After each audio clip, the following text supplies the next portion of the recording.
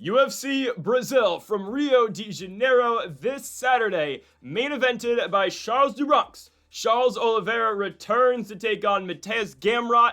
Oliveira, only after 3 months of being knocked out against Ilia Topuria, is back, and he's going to be taking on Mateusz Gamrot, who's been waiting on an opportunity for this for a very long time. There was some circumstances around this fight. Gamrot was saying Oliveira didn't want to fight him. He was turning it down. Well, here we are, Oliveira versus Gamrot this Saturday from Brazil. Originally supposed to be Charles Oliveira versus Rafael Fiziev. We'll get into all of that at the end of the night. Also, why is Vicente Luque fighting Joel Alvarez? Who made that fight? Genuinely, who made that fight? I don't understand. 13 fights in this card, folks. Before we get into the video, make sure to hit that subscribe button down below. Make sure to leave a like again for more UFC content here on the channel. Later in the week, we're going to have our best bets on Thursday. Contender Series predictions out tomorrow. Also, on the main channel, Greedo Plays, make sure to go check out our daily MLB best bets and our weekly college football predictions. Tomorrow, we're going to have about 4 hours, maybe longer, of college football predictions, so you're not going to want to miss that. Let's get on now to the first of 13 fights from Rio de Janeiro, Brazil. Full transparency, I want to make this clear right now. I'm recording this video on Thursday. Need to get ahead of some stuff, so I don't know what happened at UFC 320. I assume, actually, I'm not even going to say what I think is going to happen. You can watch my old predictions for that. I don't want to say, oh, I think Merab's going to win. Watch, Merab just got flying kneed by Santagan, and I don't even know it yet. I highly doubt it. Anyways, on to the first of 13 fights. We're going to kick things off at the bottom, of course, with the bantamweight division. Simon Oliveira takes on Lacerda. Two Brazilians going at it here, and two guys who are looking for their first UFC victory. Somebody's O has got to go. So somebody's going to win, and somebody's going to get cut from the UFC. There's no other way I can put this. The UFC is ensuring that a Brazilian can win to open the night, I guess. Simon Oliveira came into the UFC after beating Jose Alday on the Contender Series. He won that fight by split decision, then went on to lose to Tony Gravely right away at UFC 270 in Anaheim, California. And then he proceeded to lose back-to-back fights once more, getting TKO'd by Daniel Marcos and getting knocked out by David Martinez. Now, the level of competition for Simon Oliveira has been somewhat high, right? I mean, Gravely, Daniel Marcos is technically undefeated, even though someone's going to fraud check him very soon. And then David Martinez just beat Rob Font. He's in the top 15 now. So, honestly, it's just a David Martinez fight that we're looking at and saying, okay, that's a little unfair to Simon Oliveira having to fight that fight coming off of back-to-back losses. But Simon Oliveira has been gifted a fourth opportunity in the UFC, something that we don't see a lot of fighters get. Now, the problem is his 3 fights in the UFC have not been competitive. The Tony Gravely fight, the entire time Simon Oliveira is just looking for submissions. He's just throwing up stuff off his back, and there's not much going on for him, at least offensively. The Contender Series fight, if you go back and rewatch it, he wins, but it's not some dominant decision. It's a close fight. And I don't know. I think Dana now wouldn't sign Simon Oliveira off of that fight. I don't think he would. Because you just saw last week, I mean, Dagestani guy goes out there and wins and, 30-27s him, but doesn't even get the contract because he didn't fight impressively, which I agreed with. But I'm just saying, I don't think Oliveira now in this age of the Contender Series where it's so based on if you get finishes or not, I don't think he would have gotten signed. And then back-to-back fights against Marcos and David Martinez, 2 fights that, guys, let's just say it, aren't competitive. They're not. Marcos beats him down. David Martinez dominates the 1 round that fight takes place in. Now, his opponent's Lacerda, who's 0-2 in his own right in the UFC and coming off of a pretty dominant loss as well, getting completely beat down by Damon Blackshear. Blackshear eventually gets the knockout in the 2nd round, and we have not seen Lacerda in over 2 years. It's been 2.5 years since Lacerda has fought in the UFC. His first fight came in January of 2023, where he lost to Cody Stamann by unanimous decision. A closer fight than the Blackshear fight, but we have not seen Lacerda in a minute. Both these guys are grappling heavy. Both these guys are going to look for takedowns, look for their jiu-jitsu sweeps, and look for their submissions, but I don't know what's going to happen on the feet. I would say, and I would think Lacerda is slightly better striking-wise, but I don't know at this point. I mean, both these guys, again, are very mid-strikers, and they are just good grapplers. Lacerda, before coming into the UFC, had fought back-to-back on LFA, won both those fights. He was the Shoot-Though champion over in Brazil. And for Simon Oliveira, it was kind of just a weird signing. He had fought in Pancrase prior to fighting on the Contender Series, never had fought in a major promotion in Brazil, no jungle fight, no Shoot-Though, never fought in LFA. I have to rely here on some regional experience. Neither of these guys have looked all that great so far in the UFC, but I can back up the fact that Lacerda looked decent against Cody Stamann and landed a takedown in that fight, albeit only had control for about a minute. I'm going to go with Lacerda to beat Simon Oliveira. I don't expect this fight to be I don't expect this fight to be nothing huge, but I do believe Lacerda is going to win. He's also not a 5'4" bantamweight like Simon Oliveira is. Yeah, if you can't cut to 125 at 5'4" tall, I don't know what to tell you. Give me Luan Lacerda to win the fight by decision. He should just be able to He should be able to impose his strength. There we go. On Simon Oliveira. I'm going to go Luan Lacerda to win the opener by unanimous decision. So Brazil's guaranteed a victory to start things off. We will track Brazil's progress as we go, but they're guaranteed a win here, so I'm not going to count it. Our second fight of the night comes in the women's strawweight division. Julia Polastri takes on the soon-to-be 40-year-old Karolina Kowalkiewicz. I want to take Karolina Kowalkiewicz in this fight. I am very close to taking Karolina to win. The problem is, again, she's going to turn 40 next month. I just don't know if I can take her.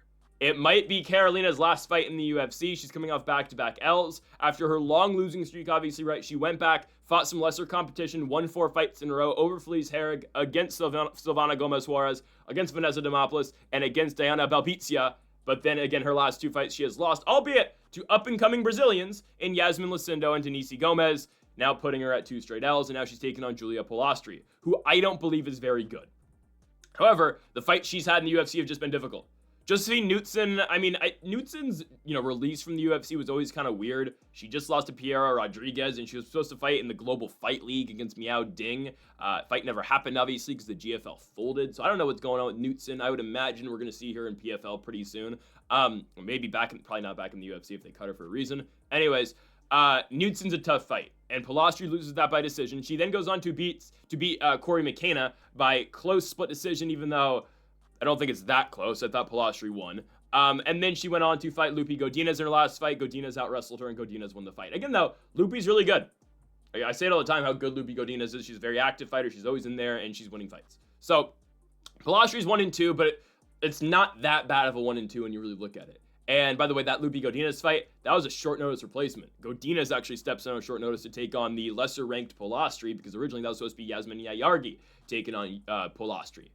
I like Karolina Kowalkiewicz, but she has looked like she's lost a step in her last 2 fights. And ultimately, has she looked like that really since she got knocked out against Jessica Andrade back in Dallas like 7 years ago? Yeah, that's the fight that really separated her from title contention and top 10/top 5 contention. But she's still fighting up-and-coming fighters. Lucindo, we'll see what happens to her. Obviously, had a fight against Amanda Lemos, so she should have won, but she didn't. I'm not saying, I argued the scorecards. It's just you're supposed to go out there and beat Amanda Lemos. And then Kowalkiewicz fights Diniz Gomez, loses it by decision. Unfortunately, I cannot take Karolina here. I'm going to go Polastri via boring decision. I think Karolina, again, is a loss to step on the feet. I still think she's going to be competitive striking-wise, because that's Karolina's claim to fame. If you remember when she fought Joanna Jędrzejczyk in Madison Square Garden, she was competitive early in the fight on the feet. I think the grappling is where Polastri's going to get her, though.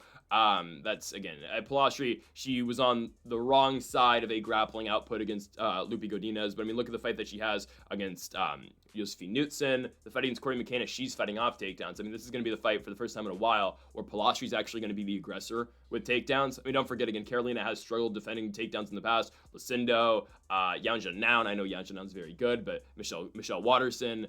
I'm going to go Polastri to win this fight. I think she'll get it done with her grappling and her wrestling. I'm going to go with Polastri to win, sending Brazil to officially 1-0 on this card against other fighters from other countries. Unfortunately for Karolina, I believe this is it, unless the UFC wants to actually go to Poland for once. Maybe they do a dual retirement card, Jan Blachowicz and Karolina Kowalkiewicz on the same night.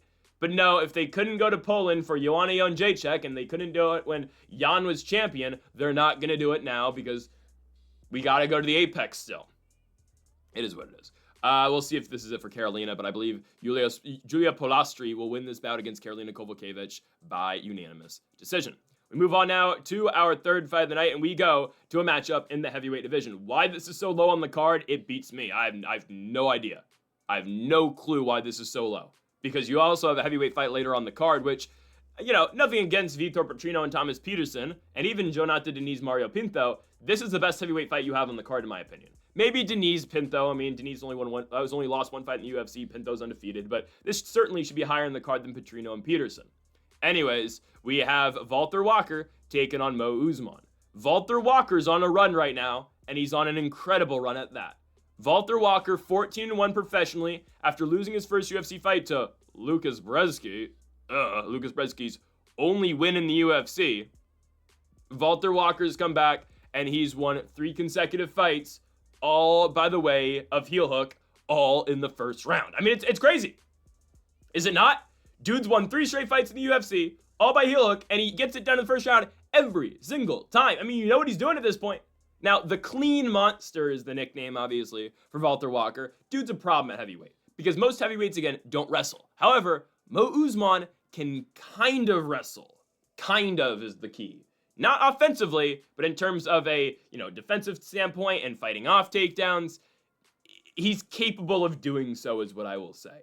Now, will he fight off, the sweep, not the sweeps, but the rolls that Walter Walker can do, and obviously just straight takedowns? I don't know, because Walter Walker, you know what he does? He's going to pull for a single, and then, or he's gonna go for a single, low single, and he's just gonna pull into a leg lock or a heel hook, right? That's his move, and nobody's been able to stop it so far because Mays, Tafa, and Zejiku, who I like a lot, Kenny and Zejiku, aren't really wrestling, experts of sorts. Mo Usman's brother's Kamaru. I mean, I'll say that. It's just, he's a Fortis MMA guy. He is built as a wrestler. I mean, he has a wrestling base 100%. It's just Walter Walker's really good. And I don't know, again, maybe Usman stuffed some takedowns, but jiu-jitsu-wise, is he that great? I don't think so. I think he's a good wrestler, decent enough at least for heavyweight, at least competitive enough for the heavyweight division. Walter Walker, guys, is changing the way heavyweights are going to fight and approach fights.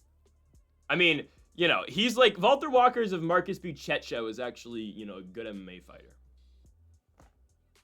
And he's 6'6". He's 6'6", and he can wrestle and he can grapple. Oh no, that's a problem at heavyweight. It's a problem. Because I say this all the time too, when you get to the heavyweight division, all right, Walter Walker, guys, I'm so serious, he's going to be in the top 5 for pretty soon. Top 7. Because you look at the top of the rankings, Aspinall, Gon, Volkov, Almeida, Pavlovich, Blades, okay, beyond those guys, Walter Walker, he can probably beat Derek Lewis, probably beat Waldo. I think he's better than Spivak.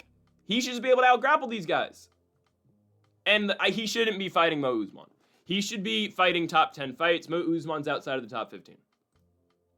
I don't love the matchmaking at all. I don't love it. But it's okay. I know what they're doing. Walter Walker's in Brazil.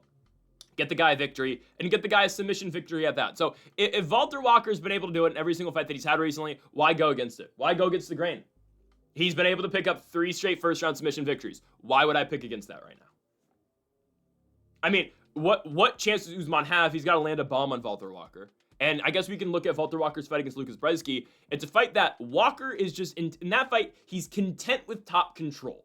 Walter Walker thought he was going to win that fight by winning rounds 1 and 3 by just taking down Lucas Brzeski and just having control time on him. Not attempting a single submission in the entire fight. He's realized that. He's fought since. And he's been so much better after he's decided, you know what? I'm not going to be a decision machine anymore. I'm not looking to win in 15 minutes. I'm looking to win in 5 or less. Or in his last couple of fights, 90 seconds or less. Walter Walker has been very good of late. Obviously. And I believe he's going to take down Mo Usman, and I believe he's going to submit Mo Usman. Again, watch out for that single, and again, you're fighting off the single, and he drops immediately into a heel hook, fight over. I think he's going to do it again.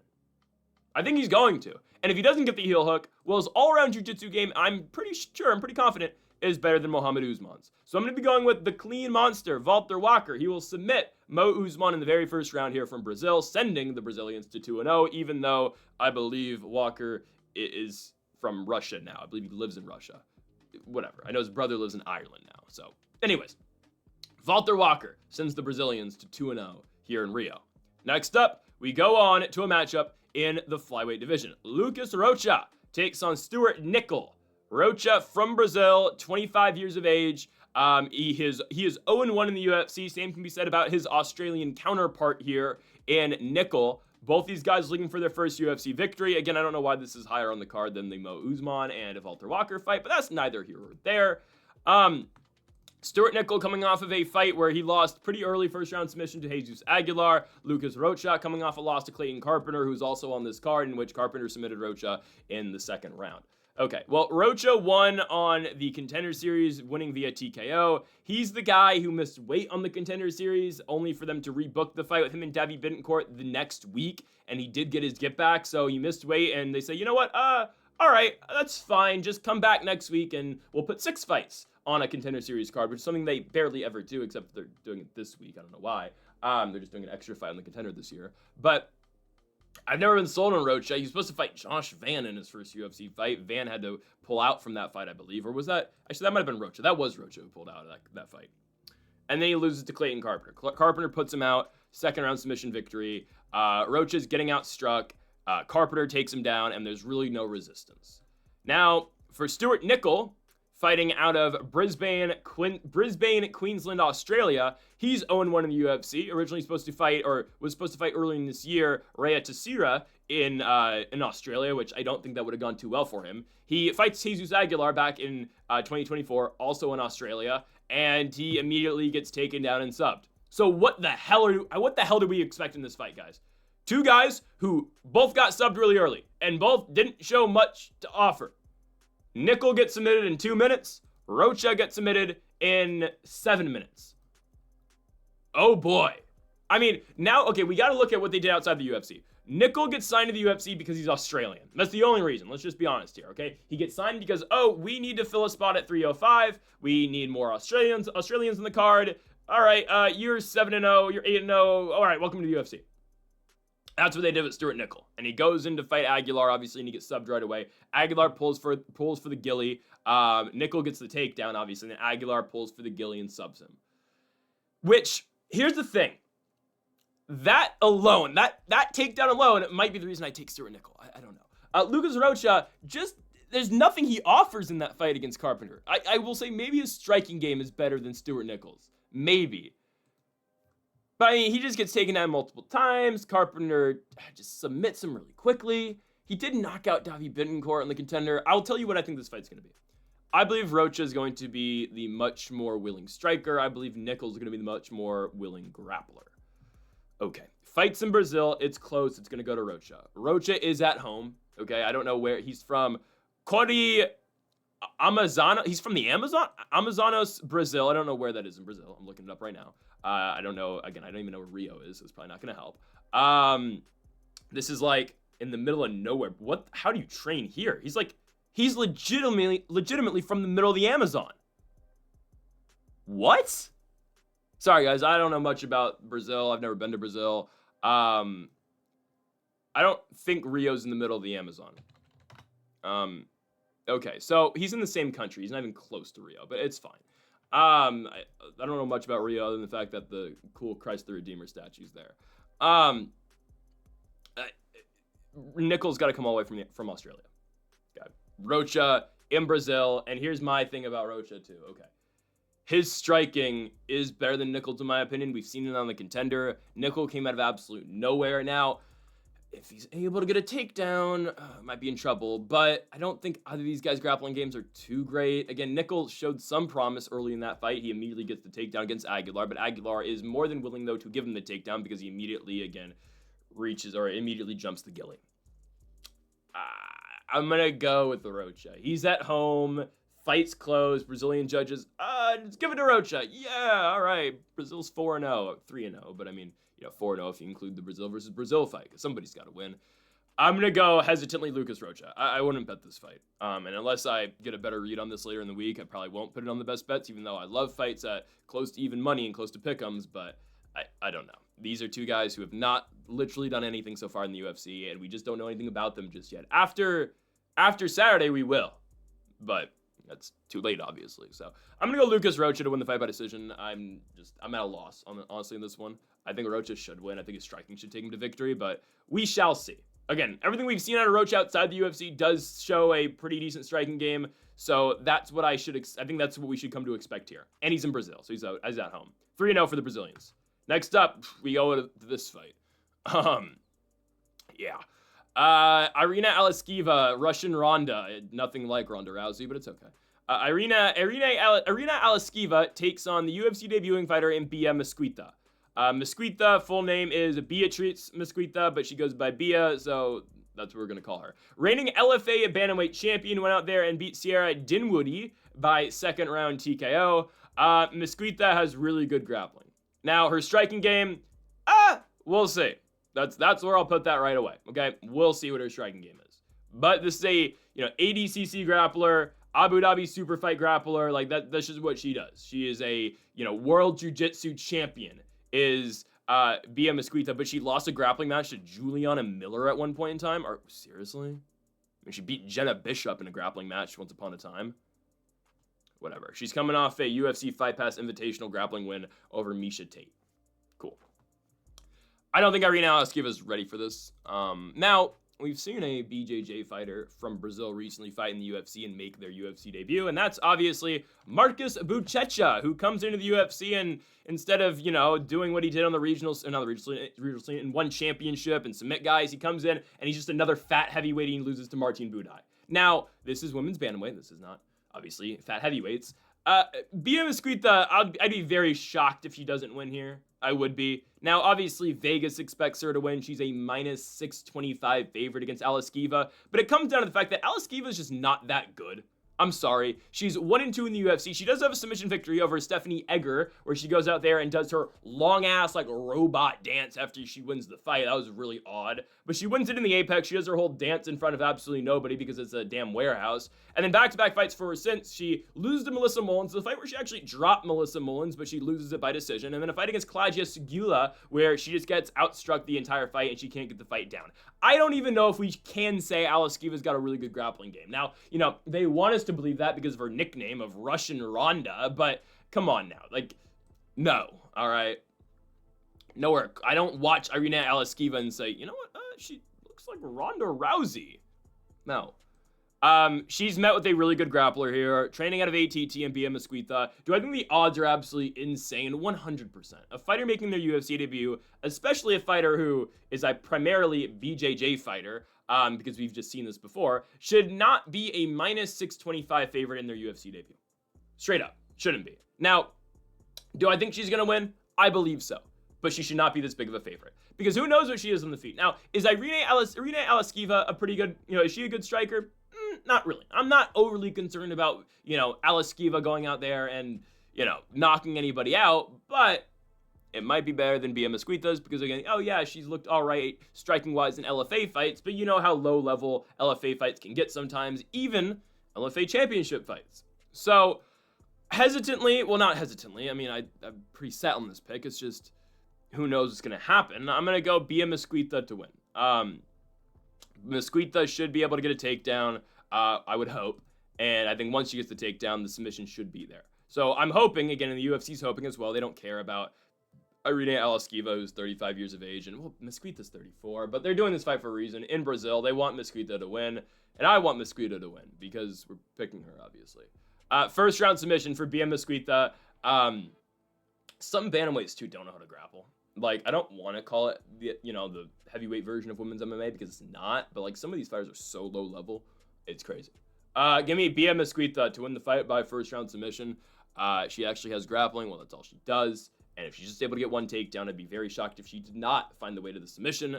Bia Mesquita submits Irina Alekseeva, and she gets it done in the very first round. We move on now to our next fight against Brazil.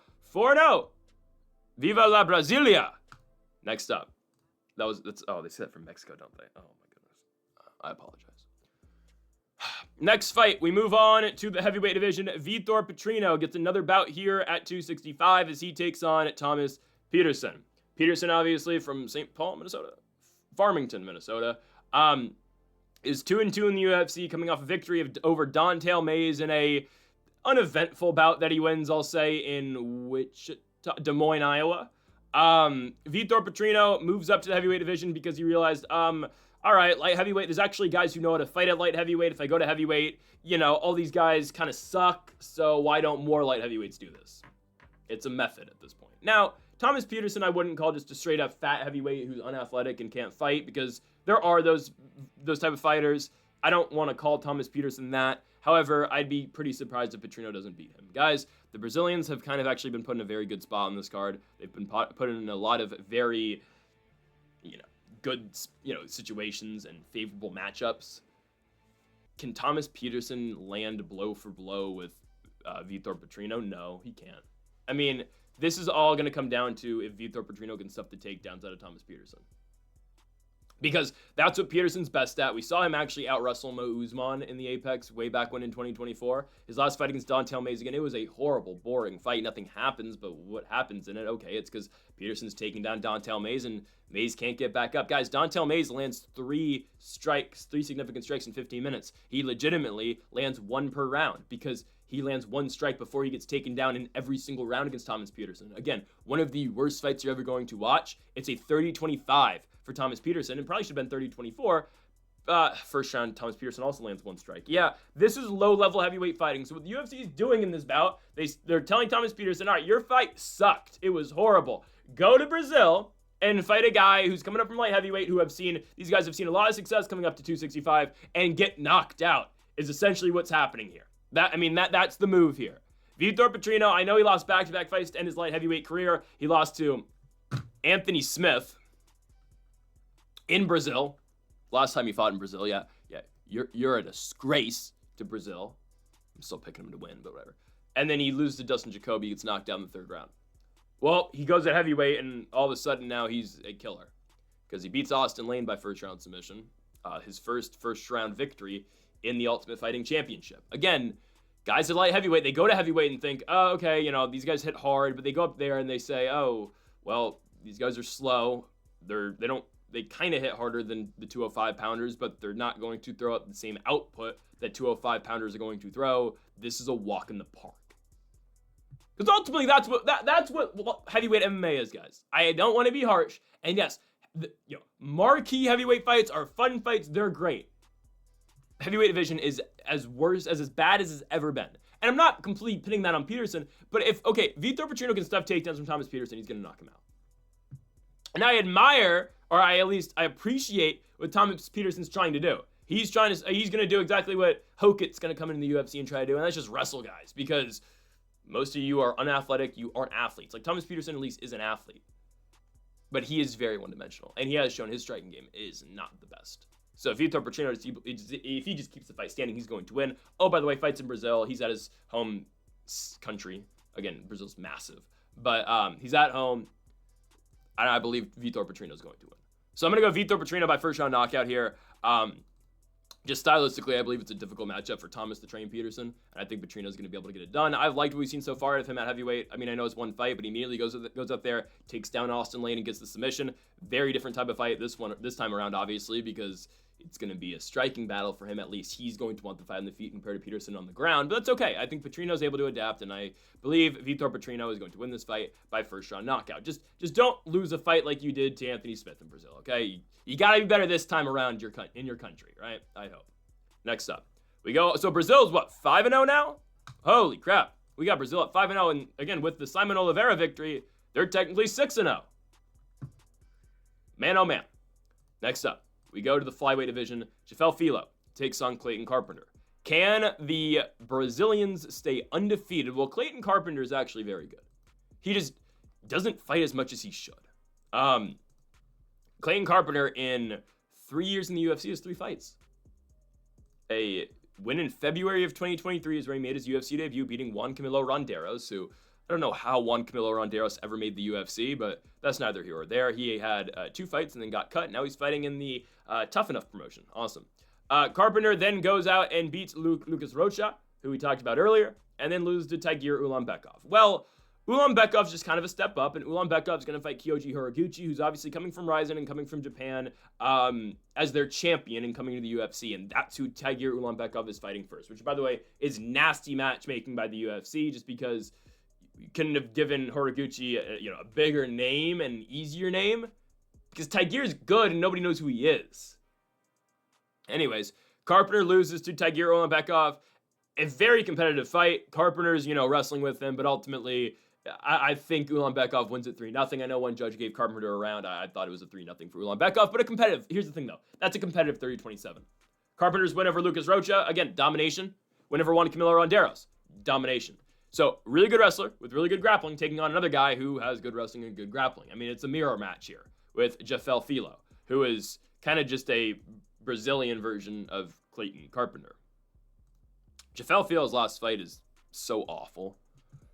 I mean, this is the definition of a UFC Apex fight. Nothing happens. It's a straight roll match where they just grapple the entire time between him and Alan Nascimento. Judges give the scorecard to Nascimento. Sure, I don't care. It just wasn't a fun fight, so couldn't care less. No, there's some decent grappling. Filho before that beats Ode Osborne. He beats Daniel Barez before that. But I mean, I like Ode, but I don't know. I mean, everyone can wrestle Ode, as we saw in the Urseg fight. Ode still beat Urseg, don't get me wrong, but whatever. I don't know. I think Filho's striking is so bad, though.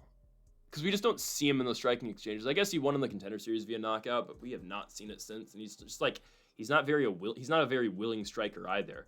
Like, I've seen Clayton Carpenter mix it up with the guys and outstrike guys. And ultimately, like, I think that's kind of the difference here. I think Brazil's going to lose their first fight. I think they're going to go to 5-1. I think Clayton Carpenter wins it, and I think Clayton Carpenter is going to win it by decision.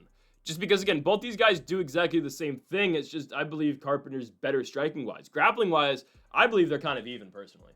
I think they are. Maybe, you say, well, Filo's Brazilian. Yeah, he got outrolled by Nascimento, and I get it. Nascimento's pretty good, but Clayton Carpenter is, has really good top positioning. I don't think he's really going to get rolled like Nascimento was getting by Filho, and I think he's able to keep top control for most of the fight. So, I'm going to go Carpenter here. I like the wrestling out of Clayton as well. I just want to see this guy more active, because when he fights, he's fun. 2-1 in the UFC with the only loss being to Tagir Ulanbekov in a competitive fight against Tagir Ulanbekov. Wins over Juan Camilo Ronderos and Lucas Rocha. Again, are those high-level guys? Not at all. But Carpenter has done exactly what the UFC has asked him to do in those fights, and that's just go out there and win and get finishes as well. I don't think the finish happens here just because, yes, Filho is good defensively with his grappling as well, but I think Clayton Carpenter is going to be able to get this one done by decision. I think it's going to be a combination, obviously, of the wrestling and the striking and the grappling, too. Clayton Carpenter, I believe, will be able to go into Brazil and get the first victory for the non-Brazilians on this card. Score one for America. 5-1 now, the Brazilians go to after Clayton Carpenter picks up the first win against a Brazilian fighter. Give me Carpenter by unanimous decision. We go on now to our next fight, and we go to a matchup here between Michael Aswell and Lucas Almeida. I believe this is the main card opener. I believe it is, which, sure, I guess. I don't know how this fight got on the main card. I don't know how this fight isn't on the prelims and honestly opening up the night, but here we are. I guess Lucas Almeida is kind of fun, but not a fight that I look at this card and say, oh, I can't wait for Lucas Almeida and Michael Aswell. Maybe I'm wrong, and this is probably why they're in this spot. And I know Aswell's fun, but it's just Almeida just loses. I don't know. Yeah, his striking's not bad. Okay, I'm being too harsh. I think this fight's gonna be more fun than you think than I think it is. Because I mean, Aswell's fight against Oki was pretty good. I guess the Bogdan Grad victory was back and forth. Here's the thing. I just don't think Almeida's gonna be able to keep up, in my opinion. That's why I'm like, okay. I just don't think Almeida's that great. I look at what Lucas Almeida does. He knocks down Timmy Kwamba, don't care. Guy got out-grappled by Pat Sabatini. Andre Touchy-Feely knocks him out. And Danny Silva outstrikes him. If you already have trouble with volume, that's all Michael Aswell does. He's a straight volume guy. Should he have beaten Bogdan Grad in the Contender Series? Probably. Balaji Oki beats him to the punch. It's a competitive fight. We know what Oki's not good at now. We've seen his grappling, obviously. But that's a competitive fight. Aswell wins the third round. He's a guy who gets better as the fight goes on. So, I guess, again, I was way too harsh on my initial reaction to this fight. I should be honest. But it's just, I look at Lucas Almeida, and it's just not a guy that I'm over the moon about. He's a 34-year-old, soon-to-be 35-year-old, who has a losing record in the UFC, gets out-volumed by guys, and doesn't really have a great grappling game either. Now, don't expect Michael Aswell to grapple. That's just not what he does. He's a straight, stand and bang guy. But I don't think Almeida's going to be able to, I don't think he's going to be able to do anything against this. I'm picking, okay, Michael Aswell is going to win the fight by decision. The Brazilians are going to go to 5-2 on this card. The output at Almeida isn't ideal. It's not horrible, but guys, Aswell's volume's great. And if you don't get a guy who's a willing engager in that type of fight, then you're in trouble. Because to me, Almeida is going to sit back on his shots more and just kind of wait for an opportunity. And maybe I have the read on Almeida wrong, but that's kind of what I see. And I see Aswell is pushing a pace, and I believe Almeida is going to get stuck into a point in this fight where he's like, all right, I can't out-volume this guy. I have no way of winning on the scorecards in terms of just winning on the stat sheet of having more strikes or significant strikes in this guy. So I'm just going to sit back and look for my shot. And if he's just doing that, I just believe Aswell is going to continue to put it on him. And I think once Aswell has a lead, something that he has not had so far in the UFC, I believe he's going to just, win the first 2 rounds and say, all right, I have it won. I'm not going to take any chances against a guy who's just going to look to counter me and knock me out. That's why I'm just like, I don't know. And especially because Almeida's been so underwhelming in the UFC. Again, Aswell's fight's been good. He just hasn't been put on a big stage just yet because they have him stuck in the UFC Apex. So here we are. He's in Brazil. This is a good opportunity. He's going to beat Almeida. He's going to. Also, Aswell's 10 years younger than Almeida. He actually has a future in the sport. No disrespect to Almeida, who I'm sure has worked his entire life off to get to this point. And here I am saying that his career is over and he's going to just not be willing to engage in a striking battle against this guy. But that's true, though. That's just the way I see it. I'm going to be honest. I'm taking the fighter from Houston, Texas. Give me the Texas kid, Michael Aswell. Just expect him to pour it on Lucas Almeida, and I just don't think Lucas Almeida is going to have a response to that. Aswell's a -140 favorite. Almeida's come back at you a +120, and it just makes sense. I mean, Almeida has lost to Danny Silva in a fight where he just gets out-volumed. It's not like Danny Silva's volume is all that crazy either.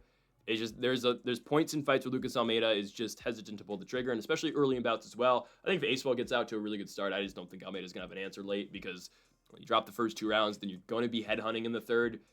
You're going to be pursuing that knockout, and I believe that's going to be difficult for the Brazilian. So I'm going to go with the fighter from Houston, Texas. I'm going with Michael Aswell to win the fight, sending Brazil now to 5-2 on this card. After a hot start, going 5-0, I think they drop back-to-back. Give me Aswell after Clayton Carpenter put it together in the fight previous. On now to our next main card bout, and we go to a matchup here, which I don't know why they even made it. Ricardo Ramos takes on Ofli. I don't know why this fight's here. I legitimately don't. Well, no, I do. They want Ricardo Ramos to win on a main card in Brazil. That's kind of what they're going for here. Nothing against Ofli. Ofli is a skillful fighter, but he's 0-2 in the UFC. Now, the UFC's been doing this for a while. They will give the loser of the Ultimate Fighter a contract. They've been doing this for quite a while. I mean, legitimately since the show's inception. Hell, again, we'll just look at the fighters on the first ever Ultimate Fighter card. A lot of them end up in the UFC regardless, and obviously the Stephan Bonner fight against Forrest Griffin, they both obviously get contracts on the night of the fight. Now, we keep seeing this, like I think the last runners-up on the Ultimate Fighter also just got contracts, but that was the case obviously with Ofli. Ofli loses on the Ultimate Fighter finale. He had beaten Nathan Fletcher on that season too prior to fighting on the finale, and he loses to Myron Santos. Myron Santos knocks him out in the second round, and he gets another opportunity. He fights Muhammad Naimov, and Naimov goes out there and beats him by decision. Okay, you are now 0-2 in the UFC. Good luck. Go to Brazil now, fight a guy who you're a big underdog against, and go fight him in his home country, a guy who throws spinning elbows after spinning elbows after spinning elbows. Yeah, good luck with that guy. Have fun. Have fun. That's your next task. That's your next task in the UFC. Go beat this guy. Now, I know Ramos has lost 3 of 4, and the way to beat Ramos is with grappling, and that's what Ofli is going to have to do. But I'll be damned if Ricardo Ramos loses this fight. I will be. You're at home. You're in Brazil. Go make it happen. I know, again, he has not looked good in his last 4 fights. Guys, the guys he's fought, though, are on a higher level than Ofli, in my opinion. I know Ofli came into the Ultimate Fighter, like, with a lot of hype, and he had looked pretty good, and, the Myron Santos fight, I believe we had Santos to win. Yeah, I predicted that one right on the dot. Second round TKO for Myron Santos. But Ofli, again, a credentialed guy coming into the UFC. We just haven't seen it so far. Haven't seen it. And again, for a guy who's supposed to be a high-level grappler, a high-level wrestler, he went 0 for 6 on takedowns against Naimov. And I get it, Naimov's good, but the blueprint on how to beat this guy's just out there. Stuff his takedowns and knock him out, or just outstrike him.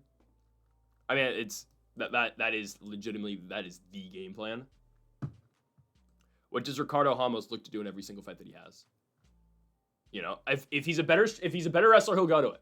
He's one of those guys where if he sees a wrestling advantage, he knows he has that in his back pocket, so he can go to it. But also, he is a more than willing striker at the same time. He knows if he has a striking advantage, well, I'm just going to take that, and I'll be fine there. That's just how Ramos fights,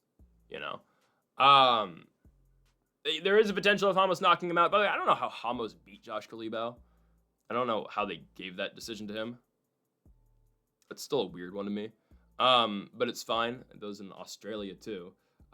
Anyways, we haven't seen a great Ricardo Ramos fight since the fight in San Antonio where his last spinning back elbow happened against Danny Chavez. So we'll see what we get here. But I would be shocked if he doesn't beat Ofli. The pathway and the blueprint is right there to beat this guy. If you're just able to stuff takedowns, you'll win.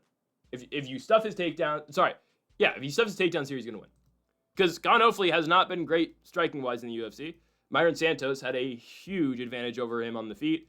And Muhammad Naimov, well, again, nothing happened in terms of striking in that fight because Naimov was just the one getting the takedowns. And when the fight was on the feet, it's not like Ofli really wowed anybody.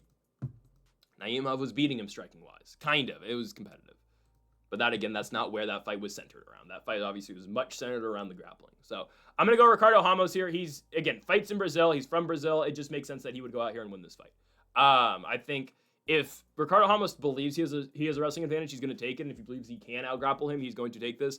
I don't think so, though. I think we're going to see a striking game here out of Ramos after stuffing takedowns, and I believe he should win. So I'm going to be going with the Brazilian fighter out of Team Alpha Male in Sacramento, California. I'm going with Ricardo Ramos to get another one back for Brazil, sending the Brazilians now to 6-2 on this card. I believe Ricardo Ramos will get it done by unanimous decision over Khan Ofli. We go on now to our next fight, and we move to a matchup in the heavyweight division. I believe this is actually the featured bout of the night. No, fourth. We got one more after this because, the actual featured bout. Oh boy. Do I have something to say about our next fight? However, first, we got to go over Jonathan Diniz versus Mario Pinto. Okay, so this, the UFC believes this is the best heavyweight fight on the card, and it may be. Again, I believe Walter Walker is the best up-and-coming guy, or literally just the best heavyweight. He'd beat every other heavyweight on this card, but that's neither here or there. This is okay, I guess. Mario Pinto, Jonathan Diniz. Jonathan Diniz got fraud checked by Marcin Tybura. And that's what happens to a lot of guys. And ultimately, that's what I thought was going to happen against Ante Dillia. But Dillia knocks out Marcin Tybura. And now, what does he get? Oh, go fight in the Apex against Waldo Cortez Acosta. You get a top 6 matchup in the Apex, and you're under David Onama and Steve Garcia? Sure, I guess. I mean, I probably would main event Waldo and Dillia, but it's okay. I guess. I mean, the UFC's finally getting away from the heavyweight main events. Sure. It's actually, that's legitimately a top 6 matchup, though. But it's okay. Jonathan Diniz gets fraud checked by Marcin Tybura. It's the Marcin Tybura test, and Tybura takes this dude down and just beats his face in. To the point where you get a doctor stoppage 10 minutes into the fight. So Diniz comes off that loss in New York at Madison Square Garden and then goes and fights Alvin Hines. Not a bad fight. You can't finish Alvin Hines, but Alvin Hines is on roids, if I'm not mistaken, and he just out-volumes Hines. Good victory, really. I mean that. Good victory for Jonathan Diniz. It shows a striking game. It shows, okay, I'm a willing striker. I can go back and forth, and I can win a lot of these exchanges. That's awesome. He now gets Mario Pinto, fighting out of London, England, from Lisbon, Portugal. This is a guy who's 1-0 so far in the UFC, and he passed the famous Austin Lane test, where he actually got dropped in the first round against Austin Lane. We're watching that and saying, okay, do you suck, I guess? No, he comes back in the second round and he drops Austin Lane and knocks out Austin Lane. Mario Pinto's got power, but this should be fun because Jonathan Diniz, again, coming up in the UFC, he knocked out Austin Lane as well. They both have second round knockout wins over Lane. But Diniz showed the volume in his last couple fights, right? Against Alvin Hines, doesn't get the knockout. Against Carl Williams, doesn't get the knockout, but just goes out there and overwhelms those guys. Goes out there and, pushes them with volume. So good victories for Jonathan Diniz in his last couple bouts. Well, obviously the Tybura loss showed us that, okay, he's not top 10 though. Mario Pinto's 1-0 in the UFC. He's been given such a big opportunity. His win in the Contender Series was a first round knockout. What do we really get here? I don't know if I want to fully buy into Pinto, man. I mean, you did get dropped by Austin Lane in your last fight. And I know, again, Diniz hasn't been showcasing the power that much, but could probably have the potential of getting knocked down by Diniz too. The thing is, Diniz, for being an up-and-coming prospect at heavyweight, and I get it, heavyweight fighters, they can fight much later into their career than a fighter at 135 or 125 can, just because you don't need to be the, athletic specimen like you have to be down there where you're cutting weight actively. Obviously at heavyweight, DC was the heavyweight champion at 40-something years old. Randy Couture won the heavyweight championship at like 46, right? 45? I believe he was old when he won it. I know that. Actually, might have been younger than that. Anyway, I think he lost to Mesquita at 49, I think, at 205. But regardless, you don't need to be that young to fight a heavyweight, but Diniz is not some, up-and-coming guy. I mean, he is up-and-coming, but he's not some young prospect. He is 34. And here's the thing. This is what I mean about heavyweight. You can continue your career, and you can extend your career, obviously, as you get older at heavyweight. Because, again, you don't need to be, the most physically fit. However, Diniz is not getting much better anymore. Right? The Jonathan Diniz we've seen in 4 fights in the UFC, and the fight that we saw against Alvin Hines in Las Vegas for International Fight Week, that's probably the best Jonathan Diniz we're ever going to get. He's 34. I don't know how much he's going to really improve. Mario Pinto has only had 1 fight in the UFC, and he's 27. He's still improving. He's still finding his power. He's still, again, sure, for as bad as it is, you get knocked down by Austin Lane, that's still a learning experience for Pinto, and it's still a learning curve. You're still, again, adapting into being in the UFC. I don't know if I can say the same anymore for Diniz, who's 34 years of age, and again, who has had 4 fights in the UFC. Pinto's had 1. I think there's a lot more optimism if you're going with the Pinto camp here, and I believe he should be able to win this one. I don't think Diniz's volume is going to overwhelm Pinto too much. Again, the getting knocked down by Austin Lane part absolutely is brutal. However, I think if he sits back on his punches here, lets Diniz over pursue, I think Pinto's going to be able to find that big shot, and I'm going to be going with the Portuguese fighter, now training out of London, England. I'm going to go Mario Pinto to knock out Jonathan Diniz, and I believe he gets it done in the first round, sending Brazil now to 6-3 on this card as they have, wavered off, obviously, in their success as the card has gone on. But give me Mario Pinto to beat Jonathan Diniz. I believe he'll do it in the very first round by knockout. We go on now to our featured fight on this card. Why are you doing this fight? Why? Why? Originally supposed to be Vicente Luque versus Santiago Ponzinibbio. You know what? That's the type of fight that needs to happen. Ponzinibbio just got knocked out in Iowa in his last fight against Daniel Rodriguez. That makes sense. I don't want to call Luque an unk, but give him these unk-type fights where he's fighting older guys that he should be able to beat. Not up-and-coming Joel Alvarez at 170 for the first time. No. Why are you doing this to Luque? This is brutal. I'm not even that big of a Luque fan. It's just, this is the guy who had internal brain bleeding just 3 fights ago? And you're going to make him fight Joel Alvarez? Why? Joel Alvarez has lost to 1 guy. It's Arman Tsarukyan and Ismagulov. That happened like 6 years ago. Oh, man. I know it's short, late notice replacement, but hell no, dude. Like, you are trying to get Luque hurt here. Again, the guy had internal brain bleeding after losing to Joaquin Buckley. To the point where I was like, after the Vicente Luque fight, not the Buckley fight, the Vicente Luque fight. And, it's Jeff Neal. Did I say Vicente Luque fight? My goodness. The fight that Vicente Luque had against Jeff Neal. He had internal brain bleeding. And he did come back and beat RDA, but RDA is like 40. He's a dinosaur now. Buckley beats him, and that's the fight that I knew Luque was not the same guy anymore. And it wasn't the RDA fight, because the RDA fight he wins, it's a grappling and wrestling heavy approach out of Luque in that one in the Apex main event. The fight that, spoke to me, or told me that Luque's done is the Buckley fight. And now, did we expect Buckley to go on the run at the time that he is on now? No. But Luque kind of gets dropped, and as soon as the fight hits the mat, Luque just goes here and shell. And just doesn't throw anything back, and is just waiting. Referee, stop the fight. Okay, it's over. Don't like that out of a guy who used to pride himself on being a warrior, and, he used to have back and forth crazy fights. Like, look at the Wonder Boy fight that he had. Look at the fights look at the Tyron Woodley fight early. Look at the Nico Price fights. And now this is what he is. Now, he did submit Thembo Gorimbo because Thembo Gorimbo is not ready for prime time and still not ready for prime time. Back to the Apex you go. I think he's back on the Apex. And in Luque's last fight, they gave him Kevin Holland. He's lucky Holland didn't knock him out. Holland submitted him. So Luque's getting submitted now by Kevin Holland, and he's just quitting. And I'm not going at him. I'm just saying that he just can't take the same amount of shots he used to. So what do? Yeah, you give him Joel Alvarez, who is 7-2 in the UFC, who knocks out everybody he fights, and just flying knee to Car Close. I mean, that text chain of Dana White and Conor McGregor when McGregor was trying to pitch for a Diego Sanchez fight in Ireland back in 2019, and Dana responded with, "Bro, we'd lose our promoter's license if we made that fight." This is the type of fight we're looking at right now. What are you doing? I get it. You needed a last-second replacement for Luque. I'm sure Luque, I'm fairly confident Luque was like, I don't care who I'm fighting. I just want to be on the card. It's in Brazil. Awesome. Maybe the last time he ever fights in Brazil. Because he's 34 now. He's about to be 34 and all the damage he's taken. But of all the fighters you could have given him, you give him Joel Alvarez? It's a damn shame, man. That is a damn shame. Because I know what Joel Alvarez is going to do to him. He's going to knock him out. And he's going to knock him out in the first round. Alvarez throws hard, and we have never seen him at 170 pounds in the UFC just yet. I don't like that combination. He's supposed to fight Benoit Saint-Denis in May. He had to withdraw from the fight. I think now we know why he had to withdraw from the fight. It's because he was not going to make weight. And that's why Saint-Denis had to fight Propolek, and that's a fight that changes Saint-Denis' career, because a lot of people thought, and myself included, that Alvarez was going to beat him. Saint-Denis since beats Propolek, beats Mauricio Hufi, and now he gets Beneil Dariush, who I know is coming off a Moicano victory, but a very winnable fight in New York for Benoit against Dariush again in November. We'll get to that. But I'm going to be going here with, Joel Alvarez to win, obviously. Very clearly, we're going to go Alvarez here.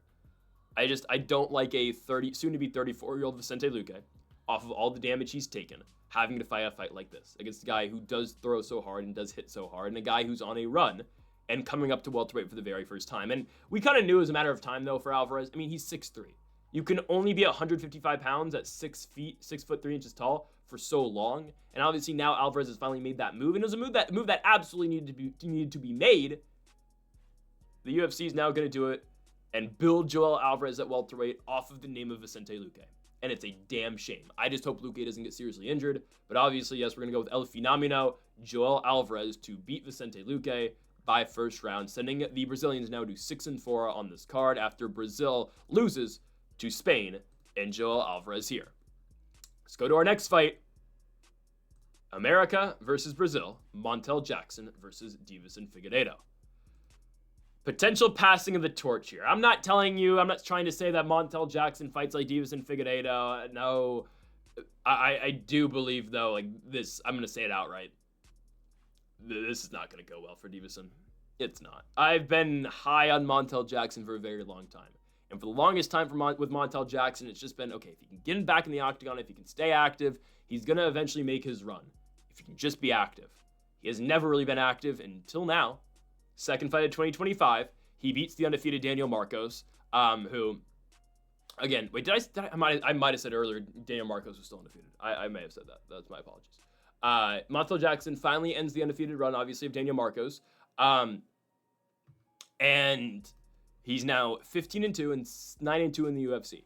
And a big knockout win over Damone Blackshear in 18 seconds in 2024. Knocked out Hani Yahya, not that impressive. But he's got pop in his shots, man. And he is so much bigger than Deiveson Figueiredo. Montel Jackson's like 5'10", 5'11". He is a big bantamweight. And Deiveson's about to be 38 years of age. Could be Figgy's last ever fight. I don't know. It's just because, all right, Figueiredo doesn't even look that bad in the Petr Yan fight, right? He actually knocks down Yan in that one. They don't give him credit for the knockdown, but Figueiredo actually fights that fight fairly well. Does he lose every single round? He does, but the fight's actually kind of competitive, right? He cracks the chin of Marlon Chito Vera for the first time in 2024, right, in Abu Dhabi. Figueiredo is the first ever guy to knock down Chito back in 2024. All right, Figgy's 3-0 to start his bantamweight career. Awesome. Beats Rob Font, beats Cody Garbrandt at 300, beats Marlon Chito Vera. Then runs into Yan in Macau, China, loses, and then fights Corey Sandhagen. In a fight where I don't know if Deiveson was going into that fight injured. I hope for his sake he actually was injured, because holy crap, he was horrible. Figgy doesn't do a damn thing, and Sandhagen wrestles, sure, but Figueiredo can't get up and ultimately hurts his knee, which, again, that was a move that I guess was dependent on what Corey did, but yikes, and you're already back now? It's less than 6 months, 4 or 5 months later, you're back? And the UFC's doing him no favors. You know, you lose to Yan, who's right there in the title conversation. You lose to Sandhagen, who's fighting for the belt, who, again, fought for the belt. I'm recording this before the Merab fight. I assume he lost, but maybe he won. Maybe he's the world champ now. It'd just be shocking. But yeah, good luck. Now go fight Montel Jackson, who just doesn't really lose. Lost to Ricky Simone back in the day. First ever UFC fight, got out wrestled, not concerned. And lost to Brett Johns, who really put it on Montel Jackson in terms of wrestling. Montel Jackson's the only fighter in that fight who's actually doing damage as he knocks down Brett Johns, but they give it to Johns and not Montel. Okay. Montel Jackson's going to knock out Deiveson Figueiredo. Yeah, he's going to. Figgy's 37. He's not ready for this. I'm sorry. Figgy has not been knocked out ever. He had the doctor stoppage in the Brandon Moreno fight in their fourth fight. That was number 4, where he had the eyes swollen, shut up. They give the fight to Moreno, obviously. He's never been actually knocked out. This is where it happens, guys. I'm going Montel Jackson second round TKO. I do think he's going to find that shot against Figueiredo. I don't think Figueiredo's the same guy. Figgy has never lost back-to-back fights in the UFC, and now he has, and it's just, he looked so bad in the Sandhagen fight. He looked so bad in that fight, and it's just very clear he's not the same guy anymore, unfortunately. And it's It's the truth. It's not the same guy who's winning championships. You're 38. You're undersized at 135. He's always been a little undersized at 135 because he was such a massive flyweight and he cut so much weight to get down to flyweight. But okay, he's just a very big dude for being 5'5", if that makes sense, right? He's just a very muscular dude who had to cut a lot of weight to get down there. And all right, he was great at 125. He just couldn't continue to make that weight. And now you go up to 35, and now you have to fight a 5'10", 5'11" guy in Montel Jackson. Surprisingly, Montel Jackson's the underdog on Tapology, even though, obviously, with the Vegas odds, Jackson's a huge favorite at minus 295, coming back at you for Figueiredo at plus 220. That's where the odds should be. That's where they should be. Figgy can Figueiredo get a takedown, potentially. Montel Jackson's defensive wrestling has evolved. He's a very good striker now, and he should be able to knock out Figueiredo, in my opinion. This is the fight where people are going to learn how good Montel Jackson is. He's 33, so, I mean, time is a ticking on him, right? Like, if you're going to make your push to the belt, you're going to make your push into the top 5, it has to be right now, and perfect timing, right? You're getting to fight Davison, who's in the top, still 7, I believe. I mean, this is a passing of the torch of sorts, right? I mean, this is Montel's way of getting into the top 8. He's absolutely going to do it. I mean, Montel Jackson to knock out Davison Figueiredo in the second round. I've completely bought in the Montel Quick Jackson hype train. On now to our main event. Obviously, in the lightweight division, Charles Oliveira. By the way, Brazilians are now, what, 6-5? 6-4 on this card? 6-5 on the card. Wow. Just such a hot start. Main card fights for them, I think, are going to be brutal. Main event, Charles do Bronx. Charles Oliveira takes on Mateusz Gamrot. Originally, again, supposed to be Charles Oliveira versus Rafael Fiziev. I will be honest with you, I thought that Oliveira was going to beat Fiziev. I know, odds are pretty split on that. The community is pretty split on that fight. Actually, on Tapology, Oliveira is a bigger favorite against Gamrot than he was against Fiziev. My thing with that fight was Fiziev's not going to really, hone in on his powers, so I don't think he's going to be able to put down Oliveira. Okay, can Gamrot knock out Oliveira is the big question in this fight. And now we're going to get into the X's and O's in terms of grappling and jiu-jitsu and wrestling in a second. First off, and the thing that's going to be on everyone's mind going into this fight is Charles is fighting less than 4 months after getting knocked out against Ilia Topuria. And not just knocked out, flatline knocked out. He was out before he hit the canvas. And then, obviously, Ilia hits him with a big hammer fist and puts him out even more. So, can Gamrot put him out? There's a potential of that. There's a great potential of that. Now, is Gamrot the biggest power puncher? No. Gamrot does hit hard, though. He just doesn't get the credit for that. Watch the Scott Hot Sauce Holtzman fight. He does knock down and knock out him in that one, and I get it. That's really his only knockout victory in the UFC. Oh, he, TKO'd Fiziev. There's a leg injury, and he, beat Carlos Diego Ferreira. That's because he kneed him in the back, and something weird was going on. I believe Ferreira got injured in that fight, or maybe the knee to the back on the ground for Gamrot was just too nasty. I don't know. That's why Gamrot got his whole thing of being just the luckiest fighter ever. Anyways, Gamrot, to me, should still be... He should be 10-1 in the UFC. Nobody believes he lost the Guram fight, and I don't believe he lost the Dan Hooker fight. Don't believe it at all. They are even on strikes, and Gamrot out-wrestles him. Gamrot wins the first and third rounds. How does he lose? Make the case he won the second round, too, by the way. But, we're in Australia. We got to give it to Dan Hooker. We all like Dan Hooker. Arman's going to end this Dan Hooker run. Okay, he will completely end it. Trust me. That fight, Arman-Dan Hooker is not going to be a competitive fight at all. Mateusz Gamrot, though, gets Charles Oliveira. He should be 10-1. Ludovic Klein fight for Gamrot. It's nothing that, again, we're going to see on SportsCenter, but it's a dominant performance for Gamrot. Out-wrestles Klein. What will the striking game look like is the big question for me. Because, guys, Oliveira did beat Michael Chandler. He doesn't look that good in beating Michael Chandler. And he doesn't have an out now of just wrestling. Because Mateusz Gamrot, that's what he does. He's a very good wrestler. Now, Gamrot on short notice is a little bit tricky. Because he just took this fight. Because, obviously, again, it was supposed to be Fiziev up until, 2.5 weeks before the bout. Maybe even less. Different stylistic guy for Oliveira. I don't know how much I want to believe in the fact that, Gamrot said it and there were some rumblings that, Oliveira did not want this fight. He's trying to turn it down because it's just a different stylistic bout. And I don't know if Oliveira said it himself, but I heard this going around that, it's just, why would Oliveira take this fight? It's a completely different stylistic fight than what Fiziev is going to be. Fiziev's a striker, obviously. There's a jiu-jitsu advantage for Oliveira. And then you have Gamrot now, who is a, capable striker, but a very good wrestler. Different stylistic fight as a whole. That, I don't love that. I don't love that he's 35. And I don't love the fact that Michael Chandler had a lot of success against Oliveira. And when Oliveira got into trouble, okay, he just wrestled out of it. But Michael Chandler almost finished him in the 5th round. And I get it. There was a bunch of back of the head shots. But I don't know, man. I don't know. I'm not over the moon about Charles Oliveira here in this fight, unfortunately. And it is a result of that last fight, too. Just because you're fighting so soon after that. Now, he is at home, though. I'm so split on it, man, because he is at home. He's taking on Mateusz Gamrot at home in Brazil. This is the spot Oliveira wants. He was the one that actively campaigned to get on this card. I'm sure the UFC wasn't thinking, oh, we're back in Brazil. Okay, let's make sure Oliveira's on it. No, I don't know who their main event initially was going to be, but I'm fairly certain it was not Charles Oliveira. It's not the guy that they thought they were going to go to for this card, because he just got knocked out less than 4 months ago, right? I mean, off the top of my head, I don't know who's going to main event this card. They already had Almeida booked, so I don't know who it would have been. But I'm sure as hell it was not going to be him. Maybe it's going to be Figueiredo. Maybe it's going to be Figueiredo. Maybe they're going to, make this the Figueiredo card where he's done after this. I don't know. I don't love the fact that Oliveira's fighting so soon. Now, okay, in terms of the wrestling and grappling, okay. Gamrot, I believe Gamrot's still going to try to take down Oliveira. I think he will. It's what he does so well. Can Oliveira throw up a submission and get him? I don't think so. I know he's got great submissions.